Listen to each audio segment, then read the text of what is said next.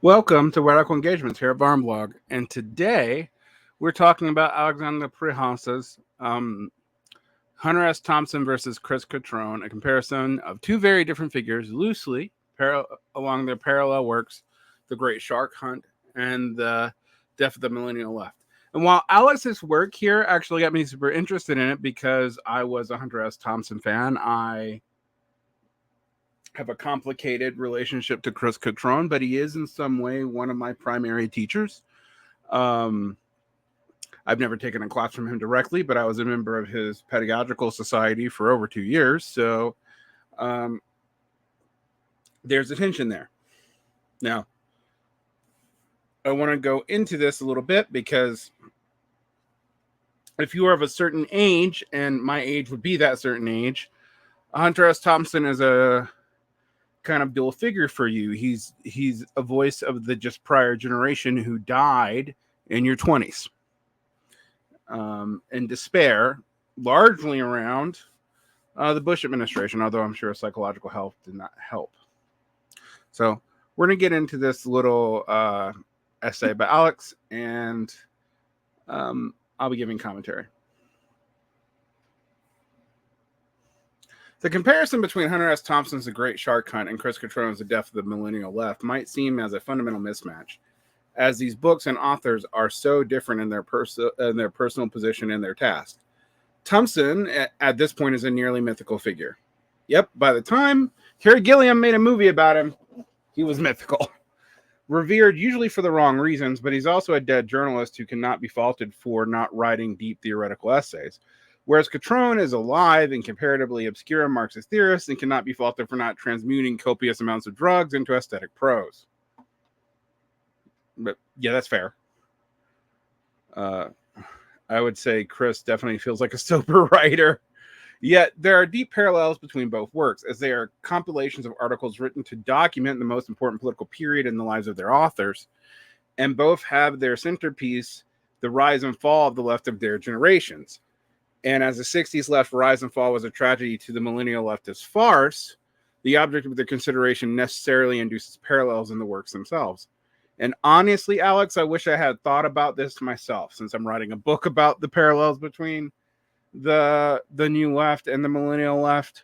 At least several essays in it are about that. I think I wish it had occurred to me to compare Hunter S. Thompson to Chris Cutrone or any of the other autopsies of the millennial left. All right. Yeager and Bolielos, Bevins, Pochili's commentary, anybody's. Anyway, the object of their consideration necessarily induces parallels in the works themselves, but both are also united in authentically capturing the moment that they were critiquing in distinctive ways. While both Thompson and Cutrone are critical to the point that they provide hardly any positive prescriptions whatsoever, yes, the subject of their critique is different, and the ramifications of this difference makes them occupy opposite positions, not just in their shared period of the left history, but also in politics. Harry Kunthrew wrote, "The true voice of Thompson is revealed to be that of an American moralist, one who often makes himself ugly to expose the ugliness he sees around him." Yeah, in this way, Thompson is a madcap satirist, almost one who, if he was not a foregone kind of ersatz eclectic leftist, would actually probably be read more like a right-wing satirist. All right. His critique was America first and foremost because it was about America, which he critiqued not for living up to his promise, using himself to reveal the grotesque of the America that existed. In the most directly allegorical chapter of Fear and Loathing in Las Vegas, A Savage Journey to the Heart of the American Dream, which was left out of the movie, tisk tisk, Terry Gilliam, Thompson's alter ego, Raul Duke, and his attorney, a stand-in for the real-life attorney and activist Oscar Zeta Acosta, are looking for the restaurant called American Dream, only to find out it was actually called Old Psychiatrist Club and burned down 3 years ago. Thompson didn't know what was missing, but he could articulate a sense of lost opportunity, of vanishing freedom, and that how America ended up was not what it was supposed to have been. But his theoretical understanding was undeveloped. he said, I find it not necessary for me to read Marx because I already agree with him. Perhaps a deeper understanding of Marxism might not have helped him, but the understanding that he had developed left him naive towards the left, participating in Eugene McCarthy's Democratic campaign and getting tear-gassed at the 1968 Democratic National Convention, nonetheless supporting George McGovern's run for presidency in 1972, like many people did, including Michael Harrington, during which he wrote his best work in political journalism, Fear and Loathing on the Pan Prain Trail, 72, and then still endorsing Carter and Jimmy Carter and the Great Leap of Faith, only to be blindsided by the advent of neoliberalism and utterly shocked by the Bush Jr. administration, going so far as to say Nixon was a professional politician and I despised everything he stood for. But if he were running for president this year against the evil Bush-Cheney gang, I would happily vote for him, in Fear and Loathing at Rolling Stone. Yet, and he should have known better, as he himself already tried not one but two Bonapartist campaigns in 1970, was one for a mayor of Aspen, now the most expensive ski resort in the world, and one for sheriff of Colorado, which he outlined in Freak Power in the Rockies, and which led him to the conclusion that if we can't win in Aspen, we can't win anywhere. A piece of wisdom he proceeded to ignore 2 years later. In these campaigns, already Thompson focused on freak power as a political base, a move that marries the shift of the new left from the focus on the proletarian takeover from traditional Marxism and Stalinism towards countercultural coalitions. I agree. However, I wanna push back on Alex a little bit. If you know the deeper history of the American left, they started with countercultural coalitions and ended there. The middle period of going through the focus on the proletariat that the new left did in the mid-60s was actually not the first iteration of the new left. The original focus of the new left was also students. And the reason for that is complicated. So I want to nuance Alex's point here. I don't necessarily disagree with it. But the period of Stalinism is from 68 to like 72, 73. Which is the same period where the freak power comes out, because basically what happens is this unified coalition that emerges in opposition to the Vietnam War, really between like say 64 and 68, 69, dissolves in the very late 60s and 70s into like one quasi-libertarianish freak cultural coalition and one new communist movement, neither of which have any efficacy to their name, and much of which today the millennial left also has liquidated into things that look very much like that. All right, so I just want to nuance that claim by Alex. I don't think he's wrong so much as he just needs to look at the longer durée of the new left, because I start the new lefts beginning with like C. Wright Mills and the people at Rutgers and these people in the Midwest who were not as hit as hard by the Red Scare, nor were they implicated in the Congress of Cultural Freedom, but they also weren't really Marxist. They were Marx adjacent, and they were tied to the civil rights movement. And those people eventually shift over into more concern for the working class. And then out of that, you see these new sectarian movements come up out of the CPUSA. But this was not a high point of the CPUSA. I mean, the CPUSA is in a nadir in the early 60s and kind of comes out of it in the 70s, only go back into a nadir, its worst one, in the late 70s, early 80s, which it may only be getting out of now. All right. So, long rant on just a minor disagreement. Not even really a disagreement, just a nuance. A shift that would be taken up by the Democratic Party through McGovern, only to be decried later by the millennial left, just as Thompson's hyperbolic rhetoric and constant references to the Third Reich mirrored the new left's fascist hysteria, which Cutrone is quick to note took over from the 1930s old left, who liked to weaponize it against FDR, whom Thompson was generally positive about. Absolutely. These ironies are not lost, that the people who the left of the time are condemning are often picked up as heroes by the left later on. By the way, I think the idea that FDR was Bonapartist and thus was not completely, totally different from fascist class collaborationism is actually true. So that's probably the most incendiary thing I'm going to say today. All right. Overall, while the value of Thompson's writing as art is undeniable, it can be conceded that his political impact is mixed at best. He's more of a cautionary tale, to be quite honest. He shared many of the bad traits of his generation, and while through his unique genius and originality was able to harness them in a way only he could, it became his greatest error to have made them into a school of journalism. Now, every journalist is a gonzo journalist. Thank you, Matt Taibbi. Sorry. And while the first of them was a worthwhile worthwhile contribution to journalism, each one after that is one too many. Thompson inhibited a fairly unique nexus of the New Left, the hippie movement, the outlaw, and popular culture and journalism, and as such can be compared to many figures of the era.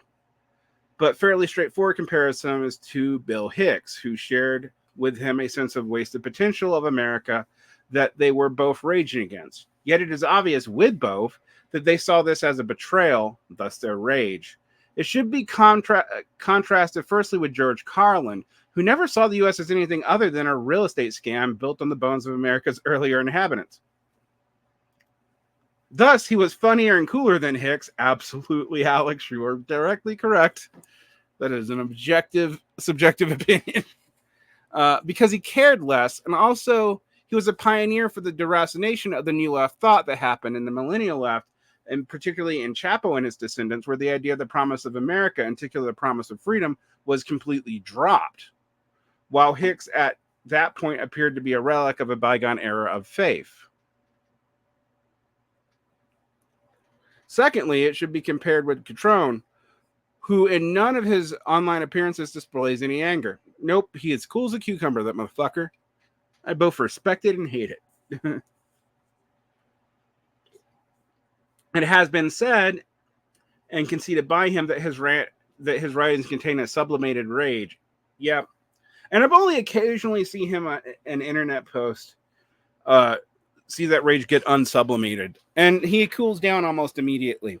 And I always tell people to read him not with the sublimated rage that they feel is there, but with what they hear when he talks on shows, because that's actually more the tone in which he is talking. But that rage is probably there, but it's become so sublime that there's only a palpable trace of it, in which a tinge of sadness can be heard in reading on his YouTube channel, which otherwise remains utterly calm, as if impressioned by an enormousness of the tragedy unfolding before his eyes.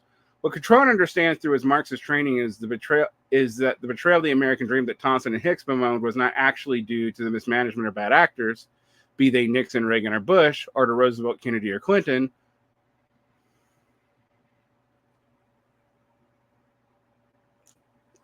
Jefferson, and Washington, but an expression of the contradiction of bourgeois relations of society. Yes. On which the U.S. was founded, and which is ultimately based on the equality of labor with the industrial forces they unleashed, was led him not to critique America, but the left, which failed in its historic task of revolution. Because of this, and having admitted access to prior history Thompson had lived through, he consistently called out the misdevelopments of the millennial left from its anti-Iraq war origins, which were themselves a pastiche of 60s anti-Vietnam protests, through its naive support for Obama, whom Cutrone hooked back to MLK, JFK, and FDR. Yes. And this was actually how Cutrone impressed me so much. I guess 14, 15 years ago, when I first encountered his writing, because almost nobody else was feeling that betrayal as acutely as Cutrone was pretty early on. And for whatever you may feel about Cutrone's politics, particularly his stance on international politics, of which I have many disagreements, that insight spoke to me because I felt it profoundly, feeling like I had been duped from the Gravel to the Obama campaign, to the mounting of the first Bernie Sanders campaign, which compared to the puppeteering of an old man's corpse in Weekend at Bernie's. Yeah, I thought that was hilarious when he did that. To their unreflective version to Trump, to its early death, which Cutrone declared in 2017, a Cassandra whose pleading prophecies were not even understood after Troy had fallen, at least for the most part. Well, I mean, the problem that you have is Cutrone's brand has always been declaring the left is dead. So him declaring in 2017 that millennial left was dead was actually on brand for what he'd been saying about all the lefts prior. And people miss that the original left that he was talking about being dead was the Gen X left, his left. Right. And kind of my left, too, in the sense that I am from a transitional time period between the two generations. But then a lot of the leaders of the millennial left are actually zillennials or whatever. So take that as you will, as we'd have been in our late 20s, early 30s when Occupy happened. A Cassandra whose bleeding prophecies were not even understood after Troy had fallen, for at least for the most part. Sycophants waxing about how Cutrone reveals the bankruptcy of the millennial left are missing the point. As far from Thompson's moralism, Cutrone's writings are not intended to demonize, but consciously intervene into the potential cycle of left rebirth being shepherded into the Democratic Party, reinvigorating it while dying in the process, which at this point has played itself out thrice. Yep. 3 times. And this is where, for all my disagreements with Platypus, I tend to think fundamentally what they see as a pattern is correct. All right. The overall arching pattern, why we feel that way, what we actually think the ideal left should be, what should replace this dying corpse of a left, that may be a different question. But what we think was going to happen, we realized about the same time. I was terrified that the opposition to Trump in 2016 would revitalize the Democrats, particularly after Bernie Sanders had not had raged an inside-out campaign, an inside-outside campaign, which retied him to the Democratic Party in many ways. This is where we are. And it was obvious. Anyway. While Cutrone may have gained his greatest notoriety for Why Not Trump article, I felt more touched by the Sandinistas article, which I read sometime after in 2020. I had high hopes for the Bernie campaign. Yeah, I did not, but I felt like that I was gaslit into having high hopes for the Bernie campaign because everyone around me told me that I was too negative until I was proven right. And at that point, it was a bitter pill to be right. And in fact, I wrote about 1 million messages for his texting team and persuasion team. Had I read the Sandinistas, I might have reconsidered and been felt the guilt of having misled people while being misled myself, or not. Yet more currently pertinent is the third part, detailing how the left's Middle East positions reflect its split into the anti-imperialism and anti-fascist camps, and the problem with both perspectives. This is roughly parallel to the broad reporting in Thompson's third part, which serves as contrast, as Thompson voiced in Democracy Dies in Peru, but few seem to mourn its passing, the caution against the possibility of establishing democracy in countries not used to it, that Cutrone would have later criticized as apologetics for the world as it is, and imperialism. What is it? Why should we be against it? While serving as a bookend, transitioning from the last period of Thompson's reporting with his ultimate political feature in Rolling Stone being Fear and Loathing Campaign 2004, in which he called Bush taking office after Bush v. Gore the most brutal seizure of power since Hitler burned the German Reichstag in 1933 and declared himself the new boss of Germany, endorsed Kerry, vomit, still can't believe he did that, and called Nader and anyone voting for him a Judas goat, to Cutrone trying to break the circle Thompson was stuck in. Yep. And yet Thompson failed. And so Alex says the same thing. And yet as Thompson failed, so did Cutrone, but on a higher level, as his interventions were directed against the left and carried out with the weight of Marxism with them. And while they did not succeed in their original aim, they might at least keep the memory of Marxism alive with a few who listen. This, in this way, Cutrone is almost like the Bordigist and then like holding an invariant line, except his line is about the bourgeois revolution's relationship to Marxism.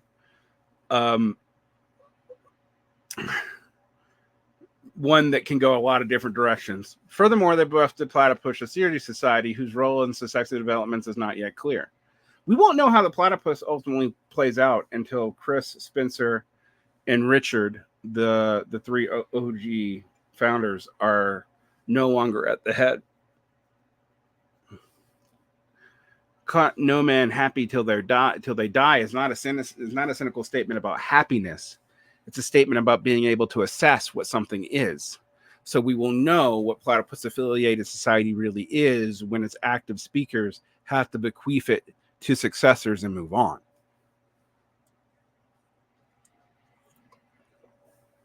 Cutrone, a man in his 50s, may have a while left, we hope. Even if we disagree with him profoundly, nonetheless. However, it is always a good idea to remember that G.W. Hardy's proverb that what is useful above all else is technique. Thompson's technique is sufficiently documented by himself as well as others, and the lessons it teaches, both positively and negatively, can be evaluated by anyone with eyes to see it. Cutrone's technique, in contrast, is as of yet only documented in bits and pieces to have been collected by crawling through old lectures and articles, while its usefulness is testified by the fact that he consistently got things right using it. Usually, I'm going to say with this, Cutrone is very good at negative predictions. His positive predictions tend to be a little bit more scattershot, and I wish people would note that, but that's everybody. Like, my positive predictions tend to be more scattershot too. I don't want to like say that I am exempt from this problem. I definitely think I'm in it, actually. However, soon this will change as a second theoretical book. It's actually not a second book. I guess the other two platypus books are only like part Cutrone. Marxism and Politics, Essays on Critical Theory and the Party, 2006 to 2024, is set to appear any moment now, and as such, Death of the Millennial Left misses some of Cutrone's best writing, like The End of the Gilded Age, Discontents of the Second Industrial Revolution Today, which he sees as his most important essay, and Dogmatization and Thought Taboos of the Left, which I have a particular affection for, as well as lesser-known ones. This book is supposedly 700 pages long. Thus, a true evaluation of method cannot yet be done.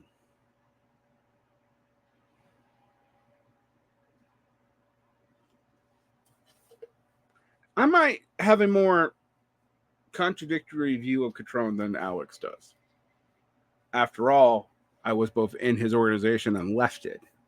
Although a lot of it had to do both with what was going on in Korea, of which Platypus could say very little, what was going on with the Marxist Humanist Initiative, and my relationship with Andrew Kleiman, which was already fraught by 2013, 2014, and other things that make my opinion somewhat jaundiced. I mean, also the Vampire Castle controversy at North Star magazine, the way that was recuperated later when I thought it was over, the misunderstandings and misarticulations since then. There's also the fact that I have always felt that the dialectic of bourgeois culture and of capitalism was maybe over-intervened on the side of seeing it positively in the platypus world. I know why they do that, and I'm not even totally in disagreement that emphasizing against a sort of Manichaean spirit that often emerges on the left is worth doing. I'm just not sure that I always agree with every conclusion that they come to. And sometimes I wonder if they're awfully close to tailing someone else to undo the tailing of the left. But I know that Cutrone's ultimate politics actually don't aim that way. And that's hard to parse. Now, he's also hated in a lot of left circles, like even more than I am. And for good reason. And we disagree on a lot of things.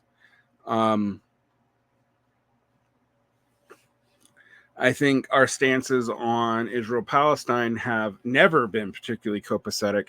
And I'm not just talking about in the last year or two. This is a long-standing disagreement between us. It is not why I left the organization. But it is one of the reasons that Cutrone and I never saw eye to eye on geopolitics, even though I shared many of his hesitations about both anti-fascism, which tends to valorize the current liberal order within the nation, and anti-imperialism, which tends to valorize liberal orders effectively elsewhere, or liberal orders, or whatever the fuck you want to call what a lot of these countries are. But what they are not, and what they don't even claim to be, with the exception of China, is fully socialist, and China doesn't even claim to be achieving socialism yet, much less communism. I think that's now out to 2050. So this is something we have to parse as we go through over time. All right. Well, that's a lot for me on this. Hopefully you check out Alex's Substack. I think it's kind of interesting. And I do think maybe a sustained contrast between the writings of Cutrone and Hunter S. Thompson beyond this little introductory essay would be something worth pursuing for Alex or someone else to really do. And if you do it, give Alex credit for giving the idea, because it was his. All right. Like and subscribe, hit the bell, comment, share and share alike, etc., etc., etc.